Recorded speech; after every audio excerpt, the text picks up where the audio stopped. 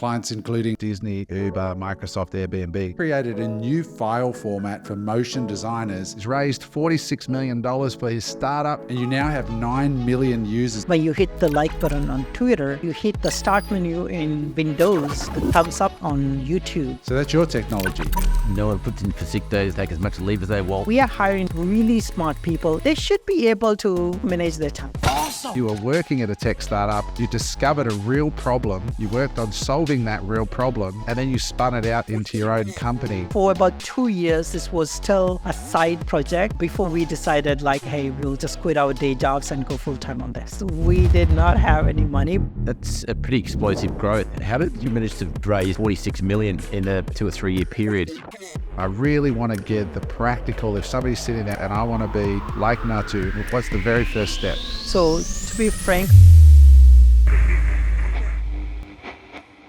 what is up, everybody? Welcome to this episode of Unemployable. Today, we've got something that we haven't had, I think, at all on the pod, which is a legit at-scale tech founder. Nattu Adnan has 9 million users of his software, LottieFiles, which we will go into. You've probably never heard of it. We'd never heard of it, but you have probably, in fact, almost definitely used and interacted with his software. Lottie's story is absolutely incredible. He grew up most of his life in the Maldives, and he went on to found this company with $300,000 of friends and family money. They then did a Series A at $9 million, a Series B at $37 million, led by Microsoft. And it's just this extraordinary story of how they solved a problem while working inside of a big company, spun it out into their own company, and are now changing the way we interact with websites and software. You are going to absolutely love this guy. He is such a beautiful soul. He's smiling from start to finish, an awesome human being with 80 or 90 staff distributed across 17 countries. They have no holiday policy. You can go on a holiday or take sick pay with no HR approval whenever you want. Some really cool ideas about running a company. And I also want to mention before we dive in, if you want to get this kind of training and you want to get around people like this, we have our 2-day summit coming up in October, on October 19th and 20th at the Brisbane Convention Exhibition Centre. Tickets are going to be on sale soon, but if you go to unemployable.com.au/events, you can put in your name and email and get on the pre-launch list, which is where we're going to release the tickets first. There's only 300 tickets at the venue. They will sell out very quickly because last time we did an event, it was 2,500 people. So this one's only 300 people. The tickets are going to go on sale soon. So go to unemployable.com/events, put in your name and email. Other than that, enjoy the show. This one's a ripper, and we'll see you on the other side. Hey there, here's a fun but sad fact for us. Most people who love our content are still not subscribed to the channel. Now, here's the deal that I will make with you. If you can find it in your heart to click on the little subscribe button below, I promise you that we will get better and better guests on this show so that we can interview them for you to give you better and deeper insights from people that have really done some crazy good stuff. And I promise you that we'll be working harder than ever to make this show even better for you. So that's the deal. If you click on that little subscribe button, hit the notifications bell as well, we would be deeply grateful and we'll make a better show for you going forward. I hope you enjoy the rest of the episode. What is up, everybody? Welcome back to another episode of Unemployable. We have an incredible guest with us today, Nattu Adnan, who is joining us from Korea. You are going to absolutely love this story. We haven't had a lot of really tech founders on the show before, and we are very honored today to have somebody who really is a great success story, who's raised $46 million for his startup. He seems like a super chill dude from the Maldives who's crushing it. He's on TechCrunch. He's created such an innovative product. If you're a tech founder or somebody wants to know the path to getting a tech startup off the ground and rolling and funded and going at scale, this is the podcast for you. Nattu, thank you for joining us. How you doing? pretty good. Thanks for having me. Such a pleasure to be here. Welcome to our co-host here. James, how are you, buddy? Very well, thanks. Looking forward to this one. Having had a little dabble with you in a very amateurish way into the tech space, it'll be nice to hear how a pro does it and potentially walk away with a few lessons. Yeah, James and I, Nattu, we started a tech startup a few years ago and it ended in flames. So we're keen to see what we did wrong. We probably weren't smart enough. That's probably the bottom line. So we'll see. Eric, how are you, buddy? Yeah, I'm very good. Thank you. Excited to be here. Thank you for coming on, Nattu. And just having a little scroll just on your website and seeing some of these larger companies that are using this platform and your tech is, pretty surreal, to be honest with you. So very glad to have you on. Yeah. It's amazing, when we look at the website here, you've got the biggest of the big as clients: Google, Disney, Duolingo, Uber, Instacart, and many others. 9 million users of your software. So maybe I think a great place to start, Nattu, would be just bring the audience into this story so we can better understand what is LottieFiles. So those who are watching at home, if you can look it up, go and have a look at the website, LottieFiles, L-O-T-T-I, LottieFiles. What is LottieFiles? Tell us about it. So a way to think about LottieFiles is when you think about motion design. And what I mean by motion design is the small animating motion graphics that you see on the applications. Pretty much, let's say, if you click a like button on YouTube, the thumbs up that you see is actually a Lottie animation. When you hit the like button on Twitter, the beating heart or the exploding heart that you actually see is also a Lottie. And tons of other apps that you use day in and day out, the cute, nice animation that engages with your emotion is most likely a Lottie animation. So it's a form of motion graphic that is delivered to you on these different products and tools and platforms as well. So is it, I'm looking at the website here, it says 600% smaller, 10x faster to ship, 10x boost in user conversion, and 5 times better load speed. So in a nutshell, have you kind of created a new file format, like a PDF, or is that kind of for the laymen who are not techs? Is that how you would explain it? Yes, that's correct. So Lottie is a whole different file format that we realized that the formats that we were using, like GIF or videos, and if you know, videos are not like, they don't have transparent background to, like, sometimes file sizes are heavy. And if you kind of like scale it up and down, then it gets pixelated as well. Same goes for GIF, which is really heavy in file sizes. So we really needed a different file format to cater to the needs of the designers and tech folks who wanted to bring this motion design into their products. So of course we knew that it has to be highest quality. It also needs to be the smallest in file size in order to be put on a website or on an app. So this contains both, which is high quality, smaller, tiny file size that we experience today with this format. So did you come up with this while you were living in the Maldives? Like, that's where you're from originally. You said you lived your whole life in the Maldives. Is that where you came up with it? And if so, how on earth did you come up with this idea? Was it like, what happened there? So, perfect question. And I think there's a lot of history around this, right? So like any great formats, it doesn't come from just one person sometimes. It comes from a mix of folks working together. This one actually came from a guy in Argentina called Hernan Torrisi. He created not a Lottie, but he created a way to export this sort of animations from After Effects to a JSON file. Like, developers would understand what that file format means. And then there was like few folks in Airbnb. They were like, hey, this is a great file. Let me take this file and have it play on an Android and iOS. And let me also open source that part. And then we were like, hey, all of these pieces needs to come together. There's a lot of kind of gaps. How would you actually take all of these pieces, combine together and say, hey, here's a flow, here's tooling, here's all the things that you need in order to take an animation from After Effects to the products that you're actually using, right? So this is in combination with a lot of folks who are playing their part really well in order for it to be here today.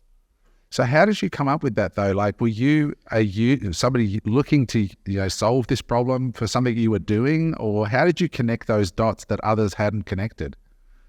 Yeah, this is really interesting because I was at the time, yes, I grew up and I was raised in Maldives, stuck in an island. And then I actually moved to Malaysia. So in Malaysia, I was working for this company, which is I would say like home service application where if you need a plumber, if you need a cleaner, you would go to this app and you just make a request. But what we realized at the company, and being on the product design side, what we realized was that when people open up the app, they're already anxious, they're already frustrated, they really need something like help from somebody else. And we were just trying to see what is the best way that we can ease their kind of like this feeling. Whether is the use of static kind of like hero type illustrations or design that we can bring them to make them feel a lot better. And what we realized was motion, the use of motion, because motion evokes emotion. There's a better way that we can actually make them feel a lot better with the whole experience and journey. So that's when we actually first started it, and we were looking at what are the possible problems, or at least the solutions for these problems out there, and bring them together. What ended up happening in LottieFiles was that, and it initially started as a weekend project while I was in this company. We were like, anything that we discover around this format or working with this format, can we put this on LottieFiles.com? So that maybe somebody else who are kind of struggling with these gaps, these challenges, can find them useful as well, right? So for about 2 years, this was still a side project. This was still a weekend project that we used to say, before we decided like, hey, we'll just quit our day jobs and go full time on this. You mentioned before about open source. So if you can explain or clarify, is this like WordPress where you've got a whole, like thousands of different developers that are all contributing to the Lottie project, if you will, and people can come in and compare notes or share their development with each other to build a better product? Is that sort of close? Yes, it's actually very, very close because like I mentioned earlier as well, it's not like every day you get a motion file format, or at least towards this direction. So Lottie became successful and adopted by those large companies that you've seen earlier, because of these contributions from individuals and also large organizations as well. So if we look at Lottie, even though it started with one person there and few folks in, let's say, Airbnb as a hackathon project, they did their part, but they open sourced it. We did our stuff, and we also open sourced to that, contribute to that part as well. And soon there was Samsung doing like a huge rendering player. There's Google coming in doing their part. And then there's also Microsoft, because if you hit the start menu in Windows, the small animation that you see is actually a Lottie rendered using the technology or the players that is built by the Windows team. What I find fascinating, Nattu, about this story is that there's so many people listening to this to go, I'm not an entrepreneur. Now, on the surface, when you look at your story, you're on TechCrunch here, you've raised $46 million, you're backed by some of the biggest names in the business, Microsoft's venture arm and so on. By all accounts, people go, wow, this is like a rock star entrepreneur. But really, you were an intrapreneur kind of to start with. You were working at a tech startup in user experience. You discovered a real problem that you were facing as a tech company. You worked on solving that real problem, and then you spun it out into your own company. And I think that's a very powerful lesson, that you started with the consumer in mind, the customer in mind, the person that has a problem. They got people coming to their app or to their website.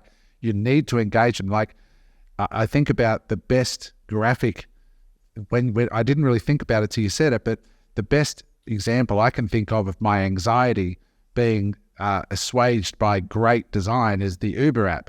Like when you open Uber and you can see the black car driving towards you, I think that's one of the greatest inventions in tech user interface ever, right? Because that's the problem, right? It's waiting for not knowing where the thing is, but that interaction with the graphic totally changed the game. So what you're saying is that you had all these people, it was a home services type app. You wanted a way to engage them, to lower their anxiety, to make them feel like they're in the hands, competent hands, safe hands. They're going to get a real person that's safe to do business with.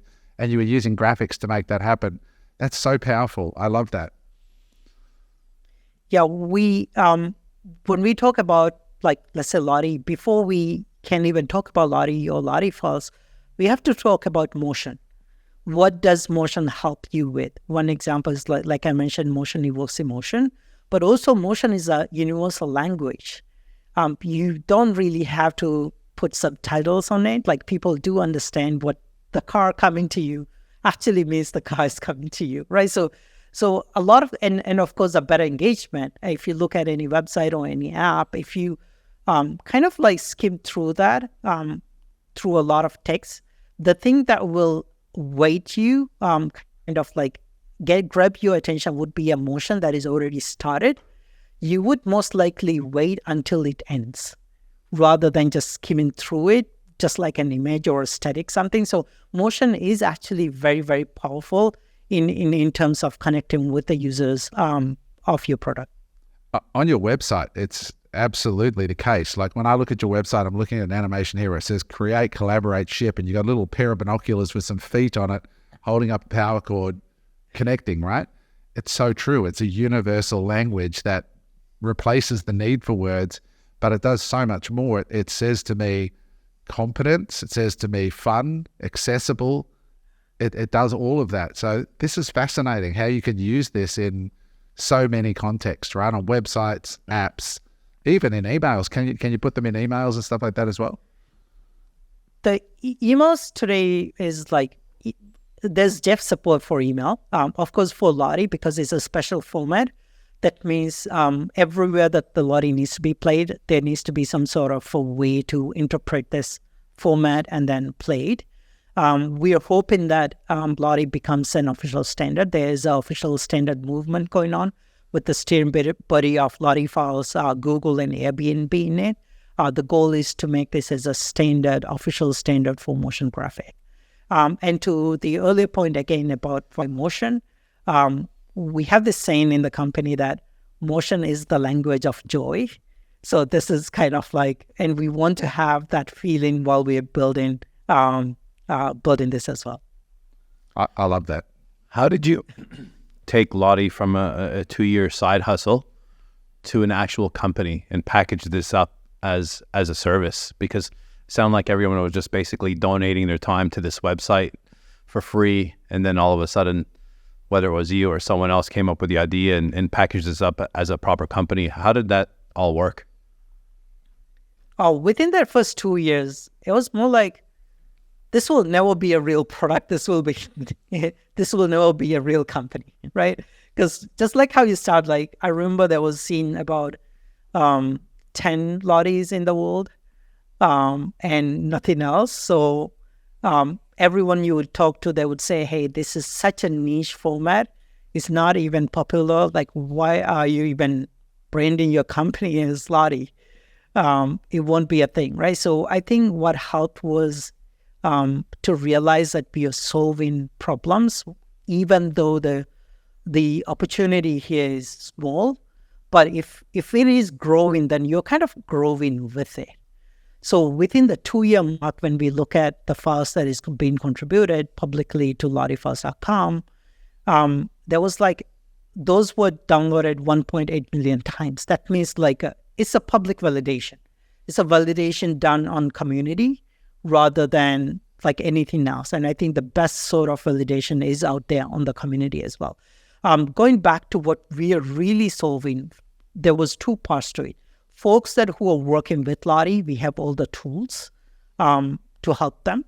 The other one was, because it's a new tool, new format, a lot of designers, they want to learn this, but they also want to show their kind of like talent to the world. So what we did was a free space where people can come and contribute or give back to the community, saying that, hey, here's a nice animation of bouncing ball, or like I don't know, a Christmas or something that I've spent hours and hours creating. I'm giving it back. So right now we have over 100,000 of those animations contributed by the community that is used by millions of people on the public side, leaving the tooling, everything aside. So LottieFiles initially started as this public community and small tooling to help them out. So these are but since then started as a company, we moved on, right? So these are like universal animations that people could use, like a thumbs up or a tick or something that a lot of, websites or app developers, whatever, could use, is what you're saying. So like a Shutterstock, it's like royalty-free images. Anyone can go and grab them, embed them on their websites, but they're super lightweight, super quick. Is that a fair assessment? Yes. So LottieFiles is also like one of the largest communities of motion design graphics that is available to you. The magic of this is, apart from being smaller in file size and scalable without pixelation, is that you can actually customize them. You can bring your own brand colors and themes, and you can just customize those animations to whatever the need that you have. And you can download it and use it, either use as like a GIF or a MP4 or even a Lottie animation to bring that to your WordPress site, Webflow, Framer, or any of the no-code applications, or even download them and use in your presentations. We just want you to use motion everywhere. Yeah, because when you go to the website here, I look at the very top left, you go to products, and it's got free animations, premium animations, marketplace, and then hire animators. So it's basically a marketplace for animators to submit files, buy files, share files. Like, it's very, very clever. I just love it. Yeah. Those initial. Yeah. So that. Oh, sorry. Go ahead. Yeah. So that was the part of the community aspect of it. We have to look deeper into the tools that they use. Like, how would you create a Lottie animation? Most folks would either create using After Effects and now Figma as well. That means those tools, you have to have a way to export this to a Lottie format. That's where our tooling comes in. We have plugins. We also have our own web-based creation tool that you can create for this animation format and export it, and now available to either public or the private library. So back then, like I mentioned, there was only very, very handful of few animations available out there. But today we are seeing about every 5 seconds, a new Lottie animation is uploaded to our platform, whether it be private or public. It was 2 years there where it was the weekend side hustle. Never thought it was going to be a project. You got public product market fit, if you will, through a community. At what point did you then implement a monetization strategy, and what was that specifically, where it started, and where's it at now? So we've always known that, like, having a file format, like creating a file format is easy. Making that adapt to these products, or for large and small and individuals accept this format and kind of use that in their product, that is the hard part. So we've stayed away from monetization for a while until 2 years ago. That's when we really started experimenting. But of course, along the way, we were looking at, okay, here's a huge library for private libraries from companies like you mentioned earlier, like Uber to Google, Duolingo, and everybody else. They keep in their private animations, and they're using these tools day in and day out. So we've just started, I would say, like, a full monetization was last year alone in this, the tool inside of the business. And the way that we actually now charge is based on the number of files. If you're free, if you're testing, if you're playing around, you get like 10 files for free to kind of like use it. But if you're kind of like, this is a serious motion design, is a serious business, you will get all of our tooling and optimization as well. So we mentioned how small of a size the Lottie animations are. With our new like premium features, we even bring that down to 80% smaller than a Lottie animation. Wow. Without losing any kind of quality at all, right? So these are the benefits that the folks who kind of buy into the organization plans get, so that the end output is even further refined for them. Can you bring us back to the timeline? So for the first 2 years when you guys started, before you set it up as a company, how many years has it been since you set up the actual company to now? I'm just trying to get a gauge on how long you have it monetized, this thing for. Oh, cool. So we initially started, we registered the domain on February 2017. We've registered the company early 2019.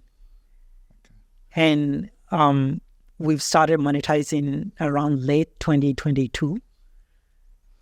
So take us to day one. So you've just left the company, this trade company, the app. What was that called? The app where you worked? It was called Service Hero, and then that was initially when I started. But along the way, we moved to another company. That's how I met my co-founder as well. That company is called Mind Valley. It's in the personal space. I know Mind Valley. They're great guys. Yeah. Yeah, so I met my co-founder and also the CEO, Kay, in there. So, of course, we validated the product more, and then we left Mind Valley to go full-time on LottieFiles. So day one, you've left. How was it funded from day one? How much money did you have when you started? You said, all right, we've got all these people that have contributed to the project. We're now going to turn it into something. How much money did you have? What did you do day one?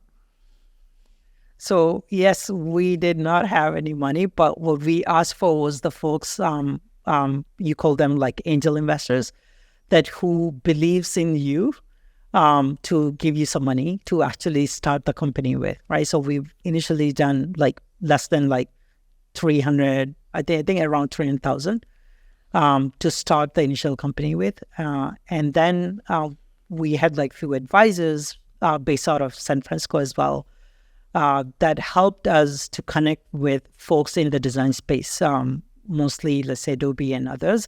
The good thing was that we had a lot of traction publicly on LottieFiles.com. We had the numbers to actually show to them. So usually folks who collect money initially to build a prototype or a POC, proof of concept, we already had that done. We already had public validation. All of those numbers were helpful for us to apply to any grant within Adobe to others as well. So we had a few of those VCs, 500 startup, global, and Adobe coming in, giving us some money to say okay, this is interesting. I want to see where this actually goes. So are they investing or are they granting you money?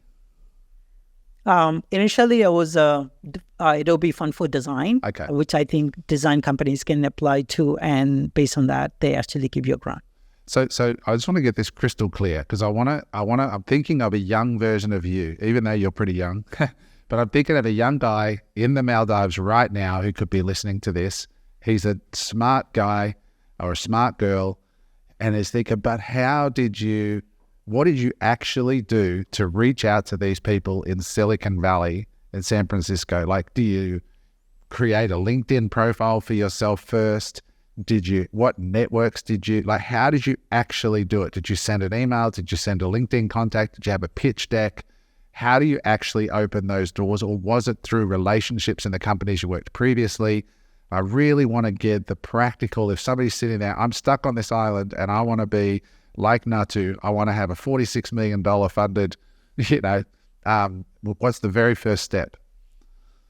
So to be frank, a lot of the those relationship comes from my other co-founder side. But I think if I kind of reflect on this journey, the prior relationships that you made in the past, whether it's be an engineer, designer, or anybody else, that's going to be super helpful, because the first folks that we hired to the company to take it forward was the folks that we previously worked with, who we were these are super genius tech folks, these are genius design folks and others. Can we bring them in? Because those relationships are extremely helpful. And in terms of my co-founder's case as well, he built really strong, good relationships with folks in Silicon Valley and other areas in his line of work. Mostly on the revenue side, business side of the companies.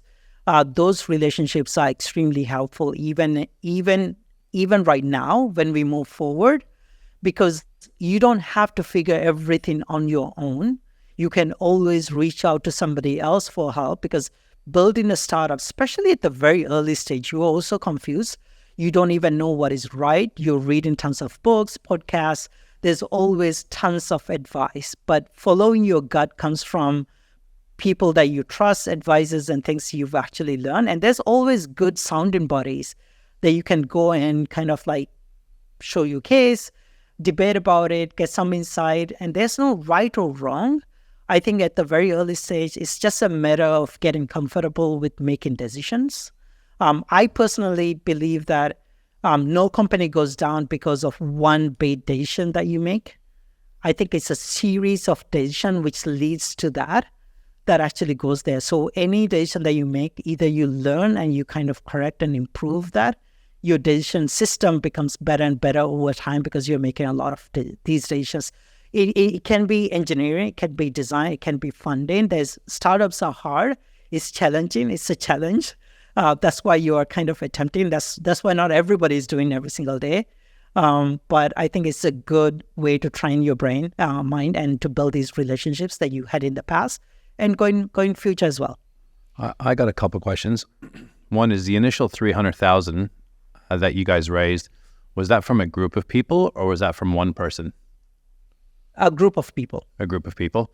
And were those people friends, acquaintances, family? Who were those initial people?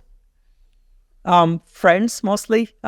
Friends mostly in mostly the co-founders like business school and other areas as well. The easier thing was that like I mentioned earlier, it was easier for us because we had something out in the public that we can show to folks. So a lot of them came with, they're incredibly smart people. They gave tons of great ideas to move into the industries that they are mostly familiar with. So I think we had sort of a idea to go towards. Along with that money, we have a base. Let's just take this to the next level. That helped us a lot. More than the money, I think the advice that we actually go and also other folks believing in you, say that, hey, this can be actually a good thing and the start of a great journey. And the initial people that you brought on board, like the designers you said and the engineers that you worked with before, when you say you brought them on board, did you bring them on board just as team members or are they actually equity shareholders in the business? So a lot of, I think about 80, a lot of folks, even today, they have equity in the company. Initially, yes, both. A lot of them are even like have been a large part of the company for a long time and who's kind of moved into the ranks of the company. And I think at the very early stage, I think we were about 7 people for 2 years. That means they are the folks who really shaped the company.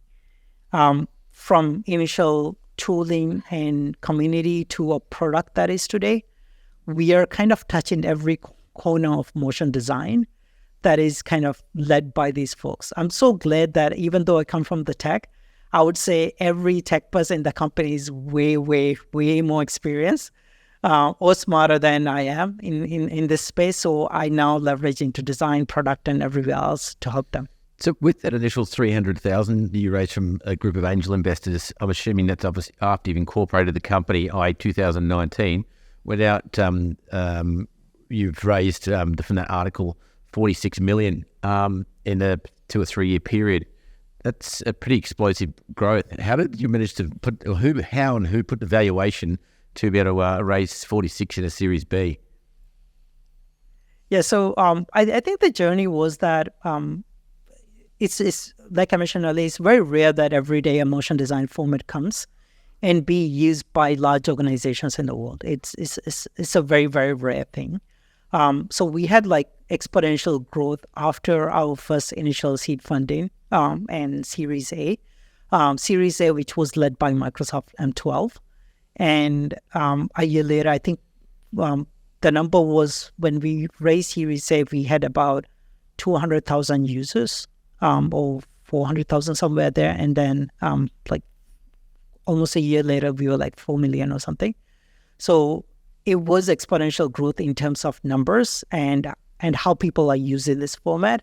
And if you look at the design industry, there's a lot of key players like Canva is an amazing example out of Australia. There's Figma. There's like, of course, Adobe has all of these tooling as well. There's just great design companies that are setting the standard for products, and for that one was on the rise as well. So when you think about motion, there wasn't a lot of key players in the market. LottieFiles was that, and LottieFiles plays very nicely with all of these tooling, like very, very close with Canva, very, very close with Figma, and of course, Adobe as well. So this was a good validation for a lot of these companies to come in. If you look at like our investors, SquarePeg, who led our Series B, is Australian, who led a lot of like raises for other amazing companies. But along with that, we also have WordPress to like different organizations coming and invest in us because they really believe in the motion format and how we're bringing that to the world. A week ago, we've announced a strategic investment both from the Webflow and Figma, which is again their commitment and support to bring the format to the Figma designers and to other designers around the world. How important, like when I look at these names, Disney, Uber, Microsoft, Airbnb, I would imagine that the investment that you take on, the money's certainly appreciated, but it's much more than just the money they're bringing, right? Like these VCs, are they the ones that are introducing you to the right people at these big companies to get LottieFiles in front of their team? Is that how it works as well? Like they're bringing growth with them. Is that correct or not? Yes. So motion is not like the design team is like, hey, this is cute to have a motion on our app. There's a reason for it. Yeah. If you look at every app there, let's say even YouTube, once you hit that, there's a reaction to that. There's a subscribe button when you like animated when you click that. Any kind of mobile app, one of your goals is to convert, to make sure that people are using it to your advantage. We've seen Spotify go from static images in their first initial load walkthrough to animation, which helped them get like conversion up and up because of this motion. Because it's one of the best ways to tell the story. These days, the apps are actually complex. You have so many things going on. The best way to simplify that and gives you a better storytelling is with the use of motion. So a lot of companies are moving towards that motion because they've seen the growth. Initially, they start with one or two, and they were like, hey, this is actually going great.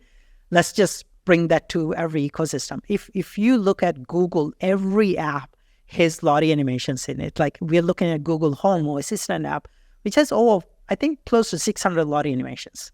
Duolingo, of course, like over hundreds of animations right within there as well. It is just to teach language, but you still use the power of motion for that. When folks bring in Lottie animation or the motion into their organization, it's not just one person as a motion designer doing it. It's the motion designer. There's also the product designer who actually takes this motion into a design. And then there's the engineers who kind of look at all of that and say, hey, this is something that we can actually bring. When we look at Lottie, a lot of times it wasn't only the designer actually bring this up to the team. A lot of times it's the engineer that brings that because they do care about the smaller file size, make sure that it's optimized, make sure that it plays well everywhere else. So they're the ones who initiate it or champions it in an organization, but followed by the rest of the folks. Yeah, so the engineers and the designers are probably meeting at conferences and online and forums and sharing, hey, have you seen the LottieFiles? And so it's because you've got a great product that you're sort of getting that virality in your product as well. And I guess they sort of watch each other. I mean, anybody in the language app space is going to be watching what Duolingo does. People are going to watch what Google does and so on. So it comes back to the same old foundation business principle of build something great and they will come, which sounds like what you've done. Eric. Can I bring you back to the initial $300,000 raise in 2019? How many people, you left your job, you're working there full time. How many other people were working full time at that point? We hired our first full-time employee in March, second one I think in June. Yeah. So at the end of the year, we had about 5 or 6 people in 2019. So 5 or 6 people, and all the funding you had at that time was 300,000. We've right after the 300,000, we got like Adobe and a few other folks coming in. So soon it went from 300 to 500. Yeah. And then to 1.2 mil within 2019 and early 2020. So that initial... And we announced our Adobe funding publicly around mid of 2020. Yes. So for that initial term, in 2019, with those 5 people, say, was that 300,000 basically just funding your guys' wages at that point in time? It was initially to set up the company and the rest of the recurring, because of course there's server costs and everything else as well. So just making sure that we got that covered. But I think that 500 came in very close to us running out of money. Yeah, the reason why I'm asking this is because people that would be listening to this, like Adam said, that could be sitting on an island with a great idea, need to realize that you're not going to be getting paid a lot of money up front, right? A lot of work's done out of love at the beginning of a startup. Is that correct? Yes. So I think as a company, of course, we started 2019, but 2017 to 2019, that's a pretty big gap to validate and build a product and kind of do a lot of those things. I think a lot of advice that I give to other founders is if you're relying on money to build you a POC and validate that, and then pay that amount of money to a tech folk or somebody else to actually build that, and then rather than doing that, bring a tech led co-founder to you so that you can actually validate and build that on your own before you actually start spending a lot of those money. The reason why we were able to do that in 2019 was because we spent that 2 years really building the product that had the traction, had the usage, had the validation. And the new folks that we brought in was to kind of expand the company into more of a tooling rather than a marketplace or public innovations. So that's how we shifted into that. But I think the great advice would be build the initial POCs through all of that without really touching money.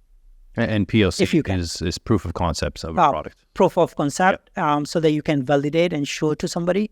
Even when you're pitching to somebody, showing them a working product versus an idea, there goes a long way. With where I think a lot of people are lost as well is around the cap table. So when you start out, the two of you go and bring in 300 grand.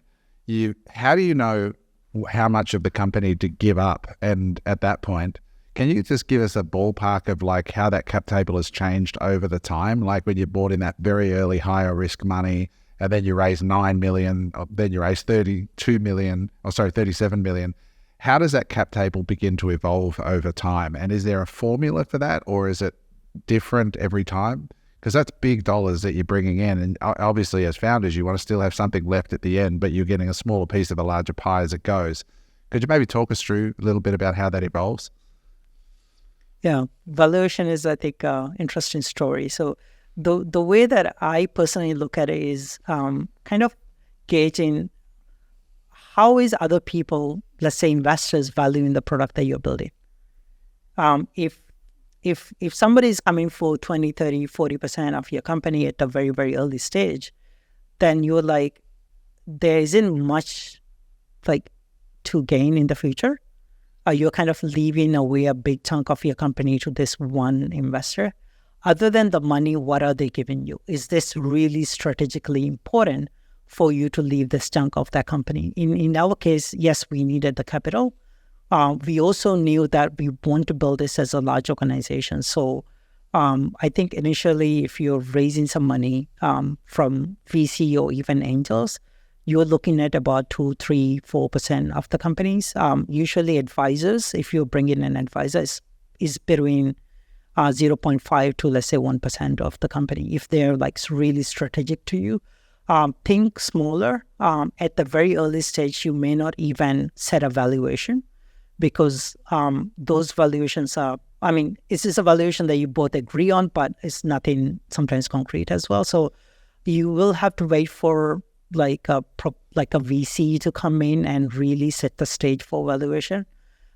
There's multiple rounds and series to that, and I think a lot of companies, they do it differently because their journeys and the relations that they have with VCs are also different as well. So in our case, let's say pre-seed to seed round to Series A, a little bit of extension, and Series B, a little bit of extension, and that actually goes along. But as a founder at the very, very early stage, focus on getting value, building a really good product that has a good product market fit. Focus on those areas, and you will definitely make some mistakes there with the shares or equity or valuation here and there, but you will have plenty of time to really prove that wrong, or at least change that narrative as you go forward. As long as you don't leave a huge chunk of your company to somebody else who's not contributing to you via technical or even with capital. What were the valuations for you, like as you went through that journey? Like the last round you did a $32 million raise. Is it public what you did as a valuation at that point? So for us, unfortunately, no. Like we keep the valuation kind of like to ourselves for now. Yeah.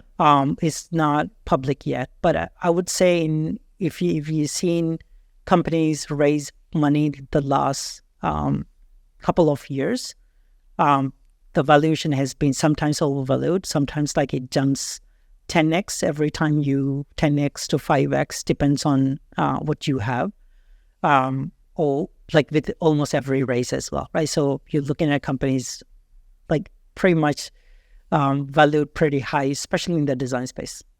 Yeah. I mean, Canva's done very well in that space, and well done to them. I was just using it on the weekend, finally got properly into Canva, and I was like, this is an amazing tool, But so it's what you say. Yeah, you can also use LottieFiles within Canva. Just go and look for the app LottieFiles, and you can bring all of these animations right within Canva, drag and drop to your canvas. Amazing. Yeah. And Eric, so when the company is growing, that initial 2019 the 300,000, and you're growing, who's the one that makes the decision to say, okay, you, Mr. Engineer, you're getting paid X, you, Mrs. Designer, you're getting paid X, Nattu's getting paid X? Who's the person at that point that was in charge of going, okay, here's the allocation of funds and who's getting paid, and how has that changed from then to where you are now? For the longest time, I don't think this has changed since day one. It has still been the co-founders kind of like deciding that. Of course, we have other folks that are coming in. We have the internal kind of review, looking at the pay structures, to kind of performance review, 360 feedback every year as well, so that we kind of know who to give promotions to and who needs like more attention and focus across the company. I would say it has changed or improved the way we run the company from 7 people to now close to 100 people. So there's a lot of learnings in collaboration. One thing that we look at building this as a fully 100% remote organization across 17 nationalities, I think. So we are kind of spread across the world. There's definitely challenges. There's a lot of advantages as well. For example, like hiring folks, you don't really have to specify to any geolocation. You can just hire like amazing folks wherever they are. And they also have that freedom to work from wherever that they want to work from, whenever that they actually want to work. So a lot of those sort of learnings into organizational culture. What we learn out of the company is that folks that who we are looking for that output, rather than can we manage a way to talk to each other? Can we manage a way to sort out our differences? Can we be more optimized here and there? Like, end goal is always, can we have that output that we are looking for? Can we build the thing that we always wanted? I think that's sort of the mindset that we have, because or else we'll have to govern the way that we run the organization. And nobody's going to come and give us a pat on the back because we sorted an issue within 2 teams. That's not going to benefit external. Yes, they might help us the way that we run, but it's not significantly better for users to anybody else, right? So I think the focus in the organization is a lot to do with kind of giving value to that user. This company is, I would say, a little bit unique than other organizations because sometimes they're working on one product and say, this is the product that the entire company is focused on and doing. In our case, we call this as an ecosystem company. That means you have file format team just working purely on the file format, and open sourcing it may not even have a direct relation to the product that is actually making money. But file format is essential for our survival of the company, right? So there's a lot of these, I would say, like smaller teams and guilds that working on the areas that they can improve, so that we don't really feel that pressure of like 98 or 100 people working on the same thing. And you need a lot of coordination to make sure that those 100 people play really well. One thing I found interesting about your company is the no leave day policy. In other words, no one puts in for sick days, no one puts in for leave. They take as much leave as they want, whenever they want, but yet it's attracted quite the opposite outcome. Can you talk to us a little about that? Yeah, this is a very interesting one, and I know at the very early stage of the companies, everybody's like, hey, this is a really cool perk to attract like really amazing folks. But over time, as companies grow, I know this changes because it can be really hard to manage, right? So we've had our challenges as well. One way for us to think about this is we are hiring adults, really smart people in this like smarter skills on tech, design, everywhere else as well. They should be able to kind of manage their time well. They should be able to communicate what they're trying to do to other people and other teams as well, and even let somebody else take care of their work when they are away so that you have that trust and dependency within the teams. So if you don't have a leave policy of like taking X amount of days, you also don't need an HR person to monitor that. Because a lot of times what happens is you're applying for a leave, you need to get approval from your immediate manager, and then you need to get an approval from HR. HR usually has no overview of operations. They're purely just looking at the numbers saying that you've taken 8 days, 10 days, you can only take 1 more day.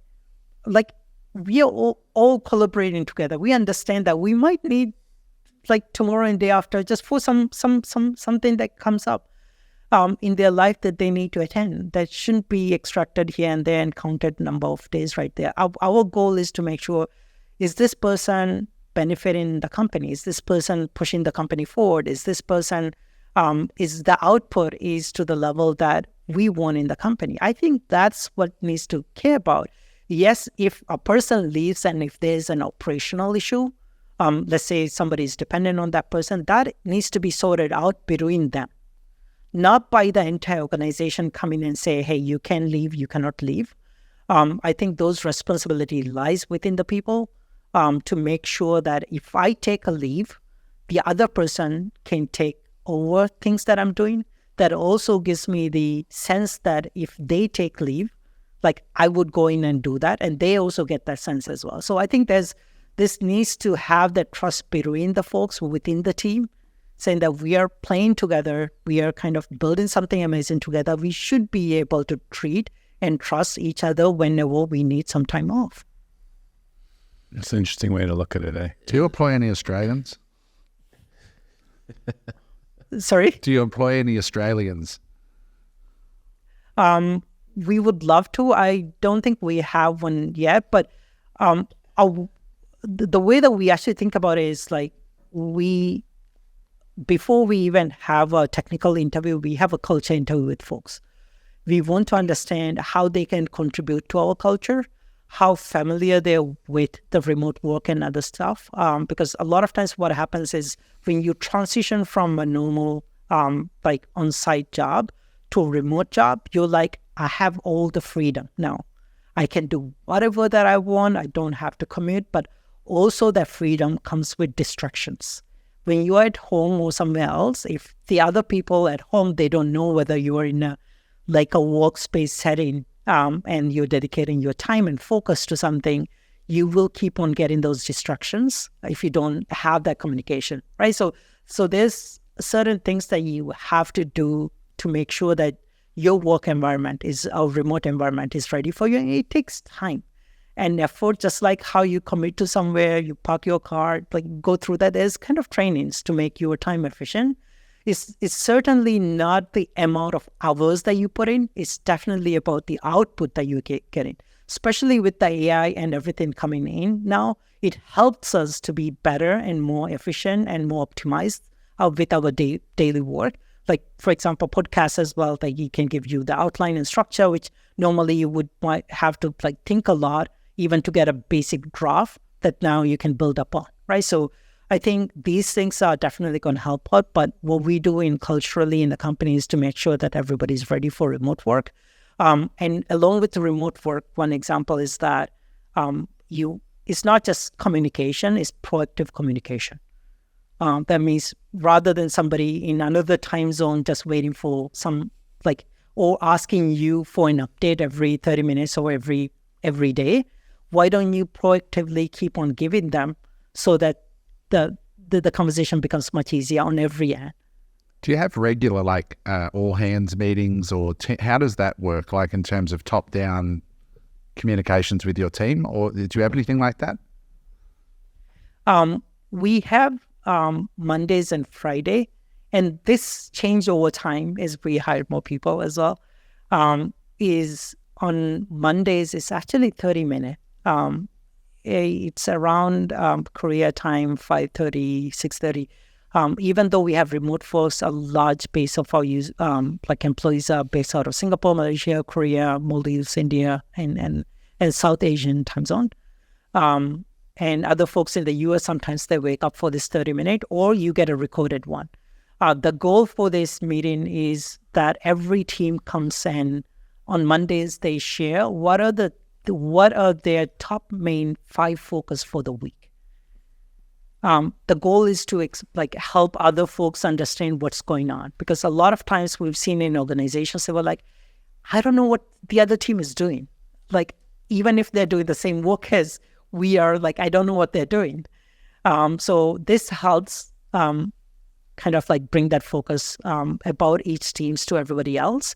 And on Fridays, we have kind of like a celebration an hour to go through the things that we worked on Mondays and say, hey, this was released, we are celebrating it, but this is still ongoing, which is still good. We made progress through that. Let's just celebrate it. Because it's not just only the launches that we need to celebrate. I think weekly updates and weekly progress we need to celebrate too.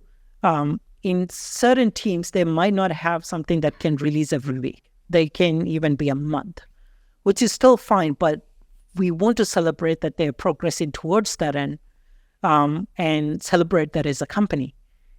So these 2 meetings are super helpful, and these meetings are something that I really look forward to, because I'm most of the time surprised by the stuff that the teams are working on and teams are actually delivering. You mentioned that these meetings happen on Mondays and Fridays, and you don't have any Australian employees. So I just want to remind you, in Australia, most people don't work Mondays or Fridays. So, they're probably restricted from Tuesdays, Wednesdays, and Thursdays.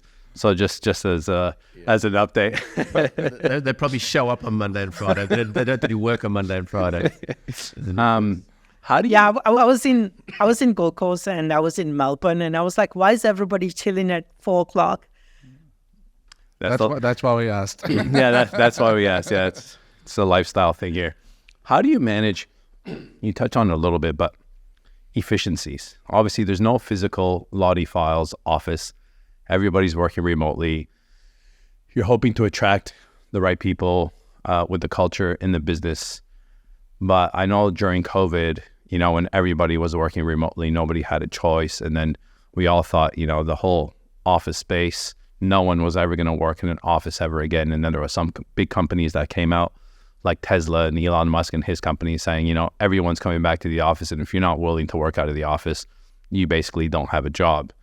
How do you manage the efficiency? Because I'm a little bit probably old school thinking, you know, you'll get more out of someone that's physically in a chair that you can come and see and talk to, rather than someone overseas that you can't have that, I shouldn't say control, but I guess you visually can't be there with them, or physically can't be there with them. Yeah. How do you manage the efficiencies to make sure that out of 100 people, right, when you have 7 people and one person is slacking off, right, that's a big percentage of the people in the business, and there will be an impact. But when you have 100 people and you have 3 or 4 that are slacking off, it's only 3 or 4% of the workforce, and it's a lot harder to find those people. So how do you manage that efficiency? So a really good question. And the way that we look at it is we have this guild. Guild means like 3, 4, 5 people in just one group. And that's like they have one responsibility and KPI to go with. If any of them slack off within there, then the rest of 4 people or 3 people would notice this. There's a significant kind of like a notice right within there. And usually we will figure out, okay, why is this happening? And sometimes it could be like something that is happening on the personal side to even communications as well. So we look at what is the core problem and try to address that as much as we can. I think when we look at both remote and physical, like there's great pros and cons in every side of it. What we try to do is we try to distill this into if inefficiencies are coming from people being present, or is inefficiencies coming from communication? Is it a lack of communication, or is it a lack of clarity? Like try to figure out what is that causing that inefficiency. Is it like people not being available? I mean, on spot. So can we give more of like a roadmap or timeline, or can we kind of be better at project managing to help solve that? Or can we, like one example in the communication in physical versus like remote is, if you get a message, you would read that in the emotional state that you are in. If you are in a more depressed or like anger stage, then you would read that from that tone, right? But in a physical space, you get to see that person rather than seeing a text message. You kind of connect with that person. That helps. In a remote environment, you get to see that message. Something that we do, or at least like within the company, and I personally do this quite a lot as well, is to read that message few times so that I understand what they're saying, now what I think that they're feeling or why they're saying it. That helps kind of extract what is this person trying to say, and then ask them follow-up questions so that I'm not kind of like, hey, this person shouldn't even be asking me this question. Like I try to understand that problem much. I think in remote, we try to translate everything that we have in physical space into remote as they are and expect the results to be different. But I think there's a lot more organizations need to do. And not just organization, even personally. Like one example is like giving feedback and receiving feedback. We train our folks on that. Within the feedback, you have 3 different areas. There's suggestions, there's preference, and there's the feedback. Oftentimes, we combine all of them. And so giving and receiving sometimes becomes harder. So we have to train folks in the way to do remote to get the best outcome of it. Of course, remote is great for folks that like for the entire team. If they don't have to waste their time on commuting, and if we need them on demand basis, if they don't have to clock in at 5 to like 9 to 5, if they can just delay that and say, I will just work today. I have something in the morning. I will work from around like 3 o'clock to 7 o'clock. I'll still be fine. I'll still manage it.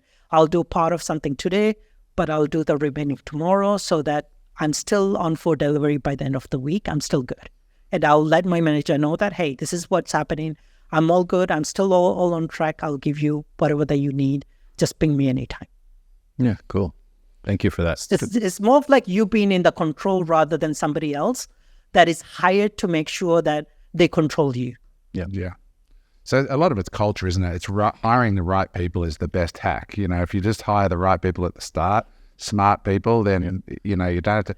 I read a book years ago by Ricardo Semler, a really radical approach to hiring and managing people is called Simcoe Partners was the company, and they basically let their employees set their own holidays. They even let their employees set their own salaries, but they were all part of a share. They were all shareholders. All the incentives were aligned, and this company just grew and grew and grew, and they would kick out lazy people. There was a waiting list, like always, to get jobs there because of the culture. You can read the book. It's actually a fascinating study. It's been studied at Harvard and all over the world, how this Brazilian company just completely flipped on its head the way to manage and grow a company. Really interesting stuff. What are some of the communication tools that you guys use as a business to communicate with each other? I remember when we initially started, we were all on Telegram groups, and then we realized that we can't manage this because somebody has to stop talking while, and I have to wait until somebody's conversation is done before I could ask my questions. And then, of course, we shifted to Slack. So Slack has been extremely helpful. Two features that I really like about Slack. One is Remind Me. So a lot of times when we get a message, we're like, I have to respond immediately to this. Instead, I can just say, remind me, because I might be doing something more important for me, but of course, the one who's sending that message is also important as well, right? So I can select any message and say, remind me in 1 hour, or remind me by next Monday morning. That means when I start the timing, but when I start a Slack, I get that message. The other one is when I send a message to somebody in a different time zone, it will say, hey, this is 1 a.m. or 2 a.m. to this person.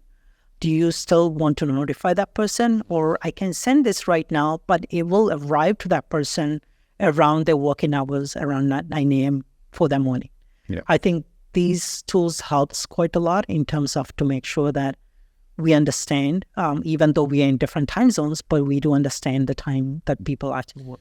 You mentioned AI before, and as most of the viewers here and listeners know, you'd have to be living under a rock not to understand what AI is. How are you using that in your business, and how much of an effect has it had so far?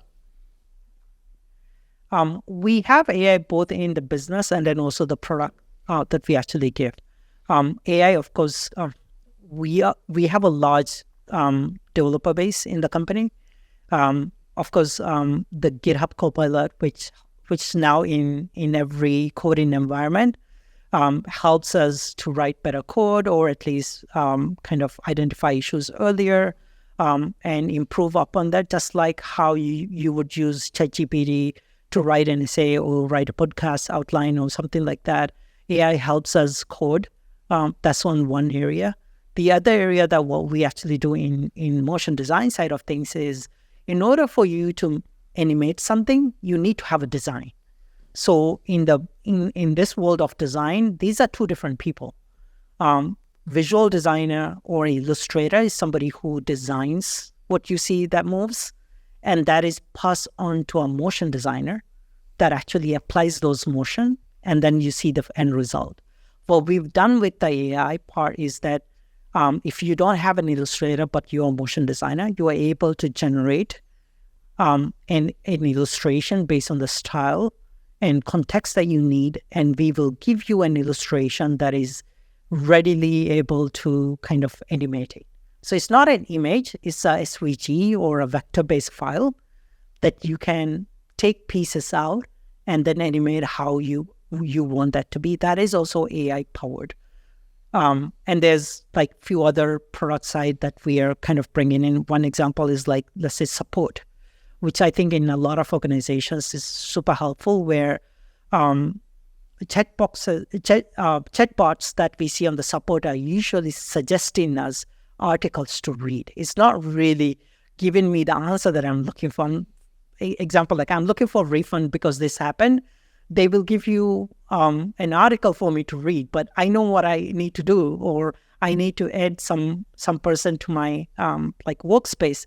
How would I go about it? I want somebody to read that article and tell me what to do rather than me going and reading that article. And how AI is helping in the support side is we have chatbots that we've explained like all of our help desk articles to it. So if somebody asks a question in natural language, it gives you the answer in natural language.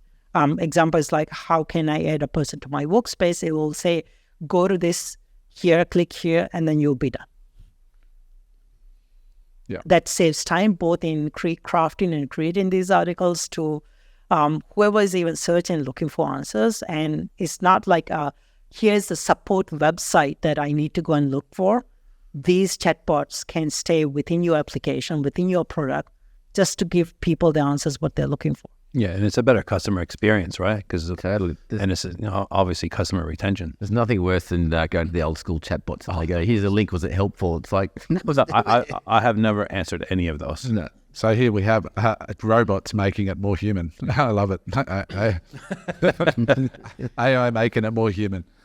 Listen, we're almost out of time, Nattu. What is next for LottieFiles? Like, what's the future hold for you? Where are you taking this thing?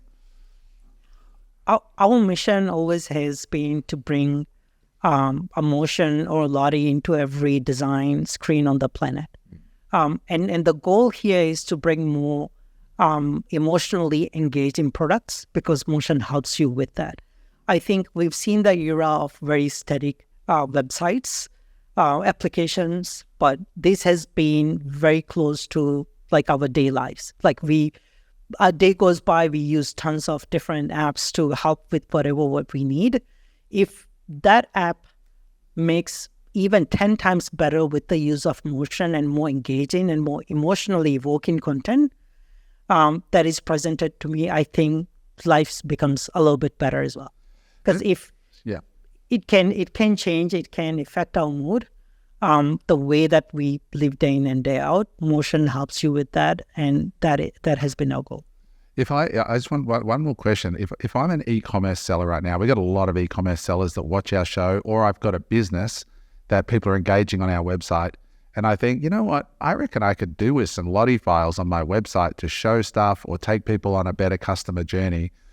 Would the place to go to find a graphics designer and a motion designer, would it be to your website and your marketplace, or would we go to Upwork, or where would we go to find somebody that can help us make some animations, some LottieFiles to go on our website? LottieFiles.com, you can search for any e-commerce terms, and you can see those animations. Right. If not, then there's a premium library. And if not, then you can get somebody to kind of like animate for you. In an e-commerce website, if you look at it, not just the products that being animated to explain a better storytelling. When you go through the descriptions of it, sometimes you need like graphs and other things for better storytelling. But when you even hit like the cart button, add to cart, the animation that you see gives you that again, feeling and emotion. Yes. When you go and check out, when a payment is going through, when there's a delivery coming in, there's like all of these areas you can use these nice animations, which is available on LottieFiles.com. You can customize to your brand, bring your colors, and all for free. You can download and if you look at, let's say, Shopify, to all of these tools, they have support for Lottie. And you can, so it's so easy as like taking a link and just pasting it on Shopify and you get your animation ready. I'm just surprised we haven't seen more podcasts and stuff on the CRO side of the impact that this can have, because I can just feel in my bones what you're saying is right. Intuitively, I know it's true.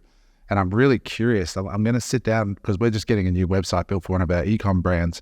And I'm like, I want you guys to go through and have a think about how we can make this more fun, more joyful, more validating for our customer as they click to learn more, or maybe somebody jumps up and down when they hit the add to cart button. We go, yeah, make them feel good about each of those positive steps.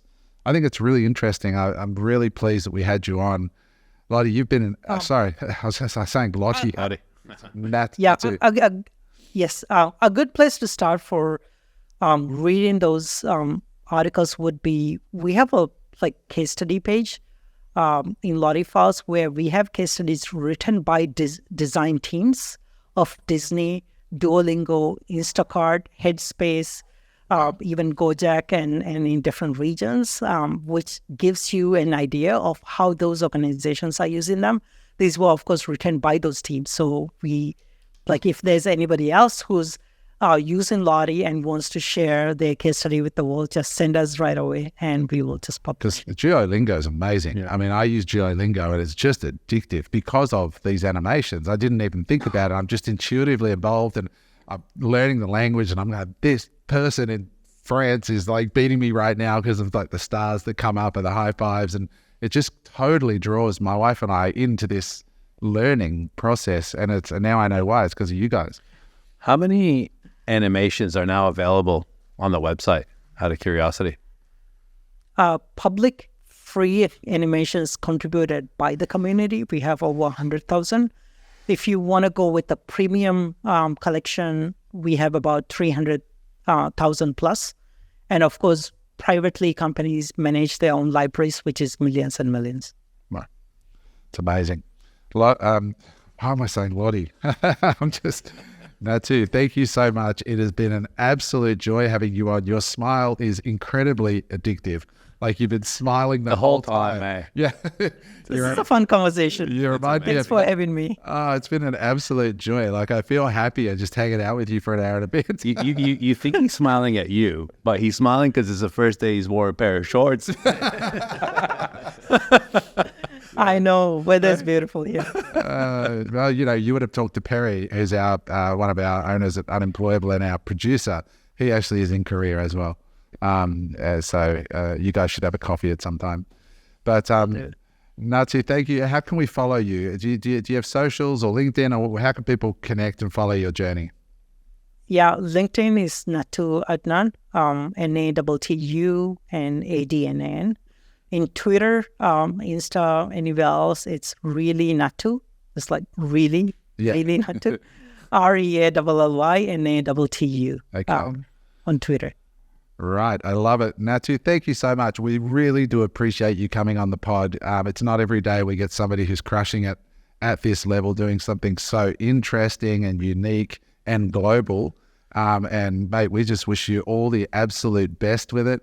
You are definitely going to be inspiring some people with this story. And I hope for our listeners at home, if you are sitting there and you have an idea, this is proof here of an individual who's used his intelligence to get to a place that's, really exciting. You can see the joy on Nattu's face of building something great and being rewarded along the way. So keep the dream alive, keep going. Nattu, thank you so much. Have an awesome day up there in Korea, and we'll talk to you soon. Hopefully check back in when you get your unicorn status. Awesome. Thank you so much, and thanks for having me. Thank you very much. Hey there, I hope you enjoyed that episode of Unemployable. If you'd like to watch another episode, just click there.